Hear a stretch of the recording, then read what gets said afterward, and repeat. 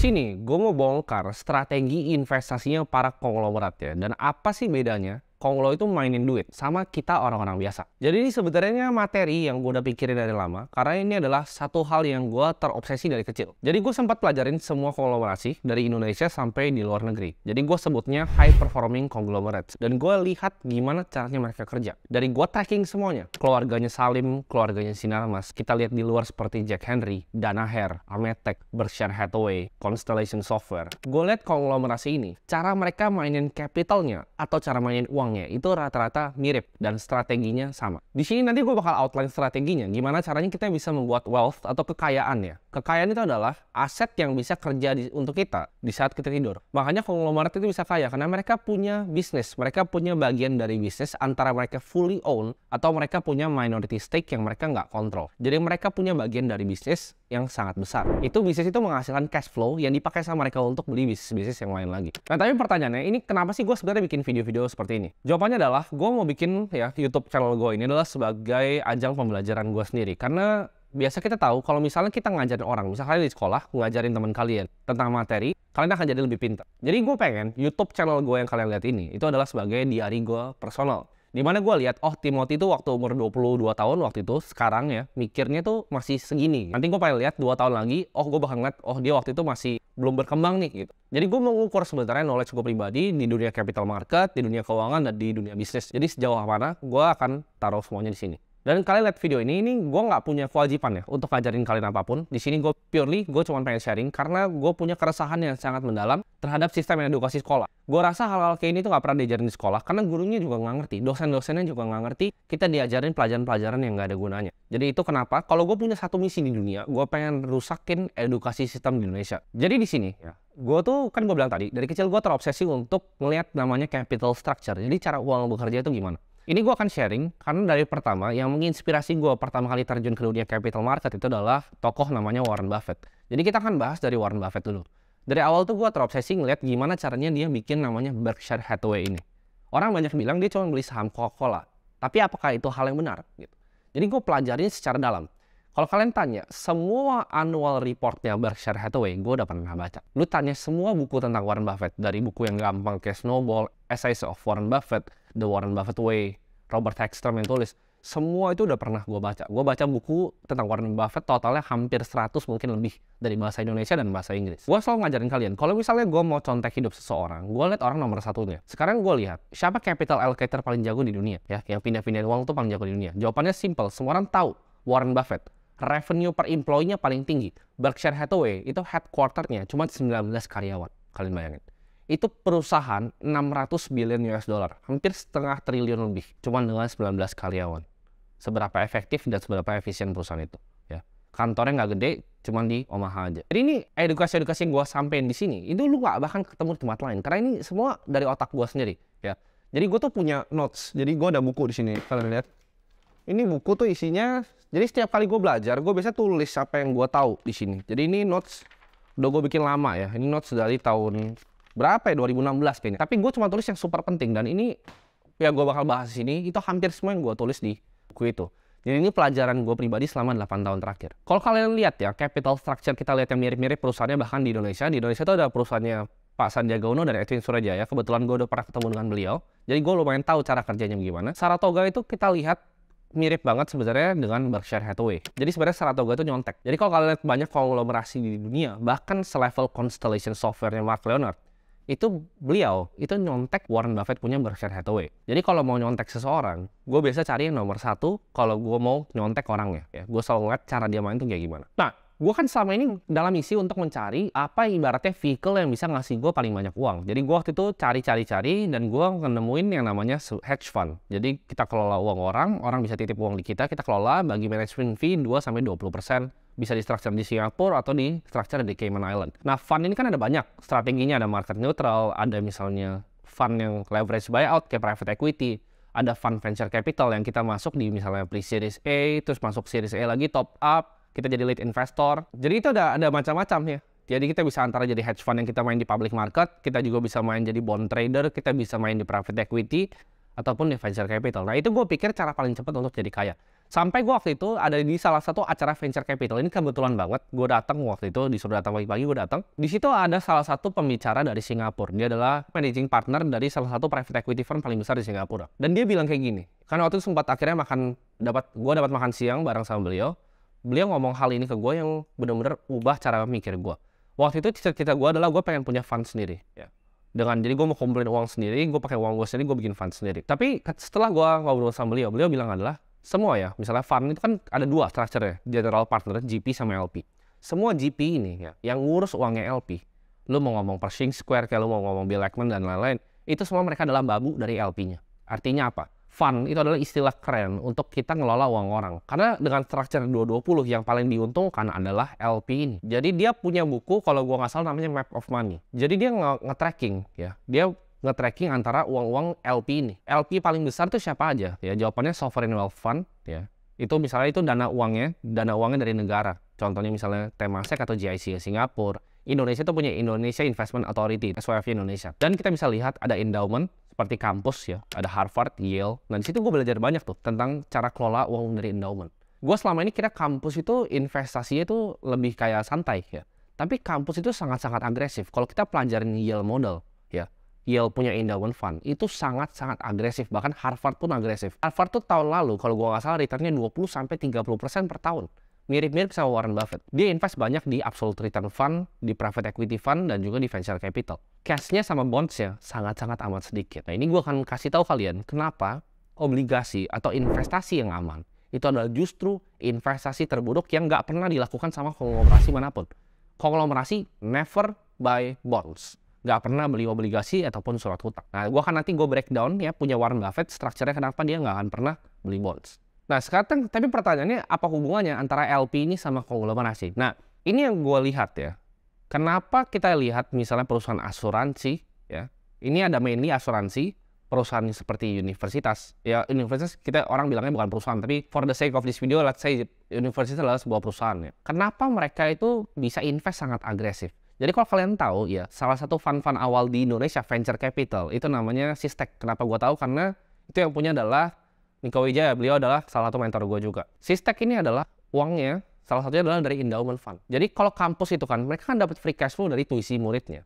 Nah, perbedaan antara hedge fund sama endowment fundnya kampus, mereka punya holy grail dalam sebuah investasi. Jadi dalam investasi ada yang namanya holy grail ya. Itu ibaratnya itu kayak cangkir emasnya gitu. Cangkir emasnya dalam investasi adalah permanent capital. Ini yang gue pelajari. Ini kenapa kalian perhatiin Saratoga itu IPO. Ini kenapa Berkshire Hathaway itu adalah perusahaan TBK. Karena mereka dapat akses ke uang yang nggak pernah balik lagi. Contohnya, kampus ya. Kampus lu bayar tuisi, uangnya nggak pernah balik lagi. Ini kuncinya. Lu mau jadi kaya, lu harus ngerti tentang permanent capital vehicle ini. Sedangkan kalau lu punya fund, lu bisa bikin fund satu ya, lu mau raising $10 juta. Uang itu udah maturity date-nya. Nanti dalam 4 tahun, dalam 6 tahun, LP lu akan minta uangnya kembali. Kalian perhatiin. Sedangkan di asuransi, lu bayar asuransi ini, uangnya itu nggak pernah kembali. Yang dilakukan adalah cuman aktuaria di dalam. Dia cuman hitung risk ya. Itu cuma pure matematika. Asuransi adalah bisnis matematika. Dimana kalian kasih uang, dia hitung resikonya, uangnya dibalikinnya kapan. Tapi intinya, ya premiumnya itu nggak pernah balik. Dan kalau kalian lihat misalnya di saham-saham Indonesia, Bank BRI segala macam, shareholder paling besar itu siapa? Ya pasti paling besar SYF lah. SYF ya Indonesia Investment Authority. Kita lihat ada government-nya Singapura. Kita lihat lagi, yang besar itu apa? Prudential. Kita lihat yang besar lagi apa? AXA. Lihat Bank Mandiri dan lain-lain, itu ada Allianz, AXA, Prudential selalu.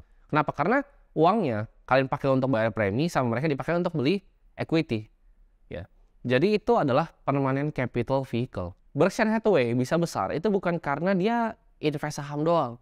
Tapi Berkshire itu ada 2 strateginya. Strategi pertama adalah dia beli semuanya bisnisnya. Contohnya seperti Geico, yang pertama dibeli adalah perusahaan asuransi. Karena tadi uangnya dikasih dan nggak pernah balik. Jadi konglomerasi itu caranya gitu. Cari yang bisa ngasih kalian permanent capital. Jadi ini adalah yang dilakukan sama Warren Buffett di Berkshire Hathaway. Strategi dia 2. Ya, akuisisi perusahaan yang TBK, tapi minoritas seperti Apple, terus nggak pernah disentuh. Atau dia masuk ke dalam manajemennya seperti Geico. Jadi Berkshire ini adalah kumpulan dari perusahaan-perusahaan seperti ini. Kalau kita lihat holdingnya semua Berkshire Hathaway Energy, ya Berkshire Hathaway yang lain-lainnya, itu totalnya ya kan. Kalau kalian lihat S&P 500, itu perusahaan-perusahaan di Berkshire aja yang nggak TBK, itu earnings-nya lebih besar dibanding 200 perusahaan-perusahaan di S&P. Ya, jadi mereka punya earnings power yang gila. Kuncinya adalah ambil bisnis yang cash flow. Mereka nggak pernah punya mindset untuk nge-flip bisnis. Jadi bisnisnya itu nggak pernah dijual. Sedangkan kalau fund venture capital, misalnya gue punya fund venture capital, gue akan mikir gimana caranya gue exit selanjutnya. Gue mau buang sampahnya ke siapa nih? Dari series C ke series D gue mau buang ke siapa? Atau nggak misalnya, aduh udah jelek nih, ya. Si misalnya lead investornya Sequoia nih, Sequoia udah nggak top up lagi. Wah ini startup yang mati nih. Series B gue harus buang barang gue nih ke siapa? Gitu. Mindsetnya udah flipper, ya. Berapa X nih? Oh 10X, 5X. Sedangkan kalau Warren Buffett dan konglomerasi yang lebih besar lainnya, that's not how they play the game. Mereka beli perusahaan untuk nggak pernah dijual. Bahkan lu lihat equity fund yang long kayak Fund Smith-nya Terry Smith, itu dia nggak pernah jual saham. Jadi dia beli perusahaan itu benar-benar untuk di hold forever. Nanti gue akan jelasin kenapa. Ya, kenapa Warren Buffett itu nggak pernah jual American Express dan kenapa Warren Buffett nggak pernah jual Coca-Cola. Inti menjadi konglomerasi itu punya permanent capital vehicle yang ngasih kita cash flow, yang uangnya kita pakai untuk bisnis yang bisa cash flow lagi. Nah dari cash flow bisnis ini kita pakai buat beli bisnis lagi, itu konglomerasi. Jadi cara mainnya gitu. Mereka nggak ada yang nge-flip langsung main jual, beli ini jual, enggak. Ya. Contoh, kita mau lihat gimana caranya bikin uang paling banyak di Indonesia. Pertanyaan gue simpel, siapa konglomerat paling kaya di Indonesia? Mungkin ada yang bilang yang baru naik kan tuh yang dari sahamnya Bayan Resort, ada yang bilang juga Hartono keluarga ya kan dari BCA. Tapi kita semua tahu, kalau kan ngomong sama pengusaha, semua orang tahu who's the real boss di Indonesia. Jawabannya adalah grupnya Salim. Semua ini banyak kan tuh dipegang sama grupnya Salim. Dia punya semua di lini bisnis Indonesia ya. Lo mau ngomong sampai media kayak MTech pun dia ada campur tangannya.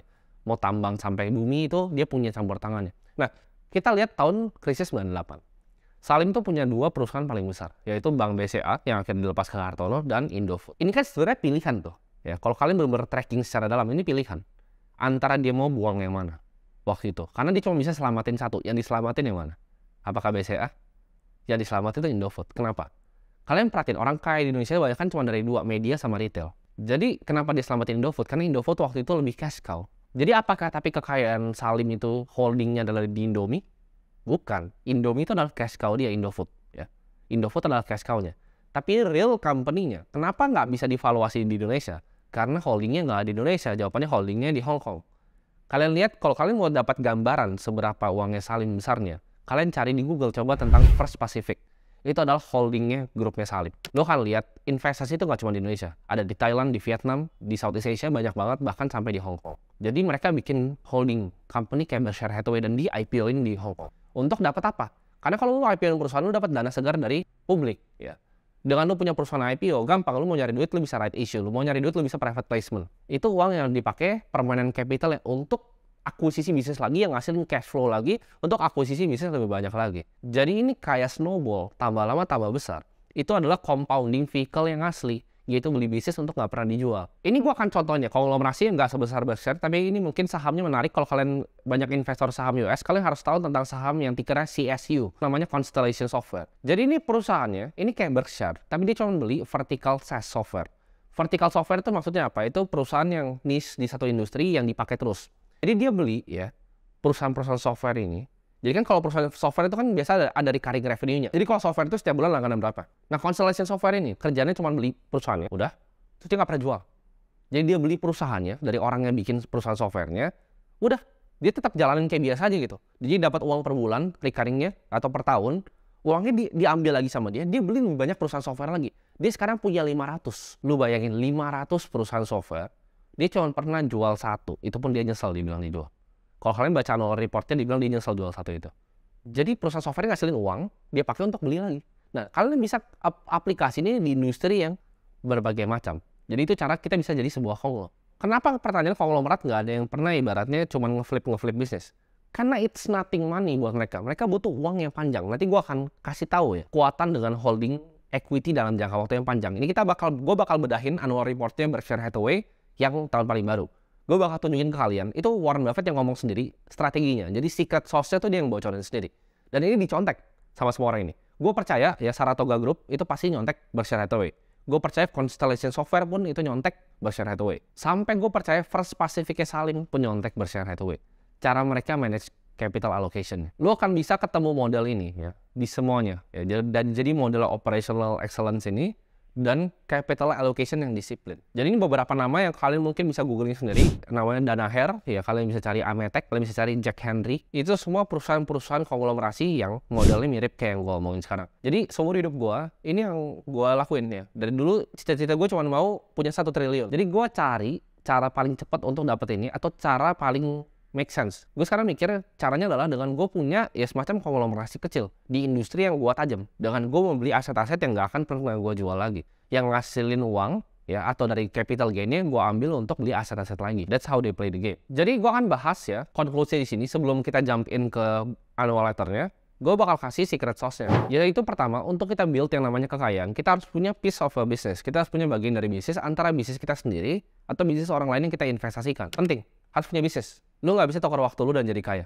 Itu yang pertama. Kedua, never go for lousy investment. Jangan pernah beli deposito, jangan pernah beli obligasi. Jangan pernah beli surat hutang. Ya, don't go for lousy investment. Always masuk ke equity atau yang higher risk. Kenapa itu akan gue jelasin sebentar lagi. Dan 3 ya. Jadi kuncinya cuma 3. Think super long term. Kalau misalnya ada teman datang ke gue bilang, oh tim gue punya bisnis nih, di bulan ini gue ngasilin sekian, di kuartal ini gue bakal ngasilin sekian. Gue pasti mikir, oh ini orang levelnya masih rendah. Kenapa? Karena orang yang punya mindset panjang, itu biasanya jauh lebih kaya. Kalau misalnya kita ngomong sama orang yang, oke mindsetnya 20 tahun ke depan. Oke mindsetnya 25 tahun ke depan. Gue itu dalam perjalanan gue, ya bikin konglomerasi yang gue pengen, itu gue kasih target tuh 50 tahun ke depan. Gue nggak tahu masih 20 tahun nggak, tapi target gue 50 tahun ke depan. Itu jauh banget. Itu nggak 10 tahun, itu nggak 5 tahun, itu nggak 3 tahun. Jadi kalau gue beli aset, itu target gue panjang sampai 50 tahun ke depan. Itu cara gue lihat, cara framework gue berpikir. Jadi gue nggak berpikir cuma buat 1-2 tahun ke depan. Tapi gue punya view yang long term. Karena kita tahu compounding itu paling kuat kalau dipaduin sama waktu. Jadi 3 ya, lo harus punya piece dari sebuah bisnis. Lo jangan invest di lousy investment, kedua. Dan yang terakhir adalah kita punya pemikiran yang super long term. Itu yang bedain kalian sama konglomerat. Nah sekarang ini gue akan kasih tunjuk kalian di sini. Jadi ini tulisan dari Warren Buffett ya, The Secret Sauce. Berkshire itu tahun 1994 itu menyelesaikan share purchase 400 juta lembar Coca-Cola.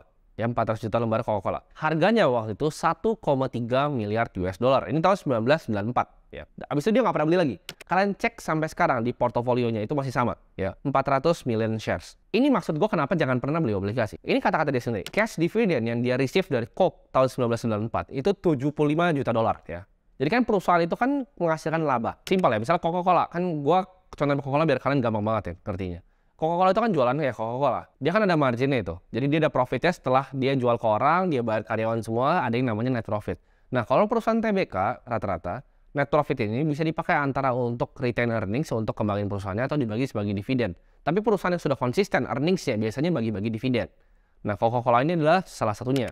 Jadi dengan Warren Buffett pegang 1,3 miliar, dia dapat dividen 75 juta pada tahun 1994.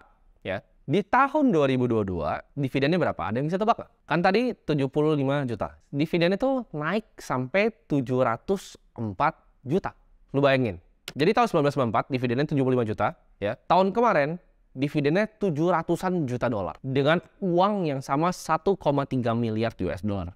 Dividen itu setahun ya dikasihnya. Setahun. Kenapa bisa gitu? Karena dia punya a piece of a great business yang dia nggak pernah jual. Nah kita lihat, kita expect ya, Charlie and I expect bahwa checks ini akan likely to grow. Jadi dividennya bakal grow ke depannya. Mungkin ya, 5 tahun lagi, 10 tahun lagi, dia cuma beli 1,3 miliar dolar. Mungkin dia bisa dapat 1 miliar dolar setahun dividen nanti, 5 tahun lagi. Itu adalah kekuatan kita nggak pernah jual perusahaan yang memang bagus. Dia nggak pernah punya pikiran untuk trading Coca-Cola. Ini baru cuma dari dividennya. Sekarang kita lihat. Cerita kedua, American Express. Ya kan tadi gue bilang Coca-Cola sama American Express. Gue akan bahas dua-duanya. American Express ini sama. Ya. Purchase-nya selesai di 1995. Beda setahun. Sama. Harganya, kenapa gue kasih ini? Karena ini juga sama. Ya. Dia beli Coca-Cola 1,3 miliar. Dia beli American Express 1,3 miliar dolar. 1,3 biliar. Annual investment-nya, ya, dividennya, dari 41 juta, sekarang 302 juta. Lebih kecil dari Coca-Cola. Kalian bisa bayangin.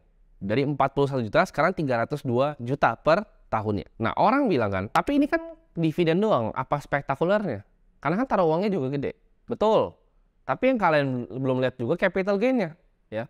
Coca-Cola 1,3 miliar. Itu jadi berapa? Kita lihat sekarang. Kita buka portofolionya. Dia kan invest 1,3 miliar di tahun 1994. Coca-Cola ya, per 13F filing terakhir, itu sekarang value-nya di 25 miliar dolar. Nah, kalian bayangin. Tadi cuma masukin uang 1,3 miliar dolar. Dia dapat awal-awal dividennya cuma 70-an juta dolar. Sekarang dividennya setahun aja udah mau hampir total investasi dia waktu itu. Terus harganya itu naik ke 25 miliar dolar. Lu tanyakan Warren Buffett secret sauce apa ini? Jawabannya ini. Kenapa gue bilang jangan pernah beli obligasi? Anggaplah Warren Buffett tahun itu 1995-1994 itu dia nggak beli. Ini bahkan dia tulis sendiri. Ini dia kasih contoh. Gue juga pas waktu pertama kali gue baca ini gue nggak. Oh ini cara mainnya gitu. Begitu waktu itu kalian anggap kita beli obligasi dengan uangnya sama 1,3 miliar. 1,3 miliar dolar itu kalau misal obligasi di US itu bisa dapat 80 juta dolar per tahunnya. Jadi setiap tahun konsisten tuh 80 juta, 80 juta, 80 juta, 80 juta. Kalau tadi dari 75 dia naik lagi ke 80, 90 sampai sekarang akhirnya di 700. Dividennya doang belum naik ke 25 miliar harga sahamnya ya. Sekarang lu lihat, kalau lu taruh tadi 1,3 miliar ya di obligasi, lu dapat 80, 80, 80, 80, 80, 80 sampai sekarang dapat 80. Tapi di tahun sekarang nilai uangnya berapa? 1,3 miliar. Nangkap nggak? Kalau tadi lu invest di Coca-Cola, itu nilainya jadi 25 miliar. Dividennya jadi 700 juta dolar. Kalau tadi obligasi cuma dapat 80, 80, 80, 80 dan di ujung waktunya itu cuma 1,3 miliar. That's why you never fucking buy bonds. Ya. Obligasi adalah instrumen untuk orang bodoh. Ini gue akan sebut sini. Mau Menteri Keuangan marah, gue akan bilang. Obligasi itu adalah instrumen untuk orang bodoh. Karena untuk mau jadi kaya, you have to buy a piece of a business yang generate cash flow. That's how Konglo make their money. Lu mau lihat semuanya ya. Ini gue cuma contohin pakai American Express dan Coca-Cola. Tapi kira-kira kayak gini. Ini rahasianya Warren Buffett kenapa dia super kaya. Jadi ini yang gue pelajari selama ini dan ini perbedaannya. Nah ini gue akan bahas konklusinya. Satu adalah kita kalau mau allocate capital, kita harus pikir secara matang. Yang kedua, jangan go for fucking lousy investment. Jangan go for lousy investment. Ya. 3, kita think long term. Jangka panjang banget pikirnya. 4, gue tambahin satu lagi sebelum penutup, adalah kita jadi orang yang lebih risk averse. Perbedaan orang super kaya dan orang miskin. Kalau gue ngobrol sama konglomerat di Indonesia, mereka pasti mikirnya bukan cara melipat gandain uangnya. Cuman gimana caranya mereka preserve capital dulu. Dengan pelan-pelan. Tapi over long period of time. Kecuali kalau uang lu masih dikit banget. Kalau uang lu dikit banget ya boleh agresif. Tapi kalau uang lu udah sedikit lebih banyak, ada bagusnya kita sedikit ngerem untuk kita preserve capital kita. Jadi kalau kalian tanya perbedaannya apa, ya itu semua. Itu caranya perbedaan uangnya. Karena uangnya seperti game. Mereka ngerti game ini lebih tinggi dibanding kita ilmunya. Jadi kalau mau jadi kaya, contek cara orang-orang kaya bekerja. Dan semoga ya ini yang gue outline gimana cara jadi konglo bisa bantu kalian jadi konglo di kemudian hari. Karena itu harapan gue dalam bikin video ini, karena gue pengen rubah sistem edukasi, supaya semua orang bisa dapat edukasi, atau at least knowledge yang gue punya bisa gue sharingkan ke semua. Karena apa artinya punya uang kalau misalnya ilmu kita nggak dibagiin ke orang-orang.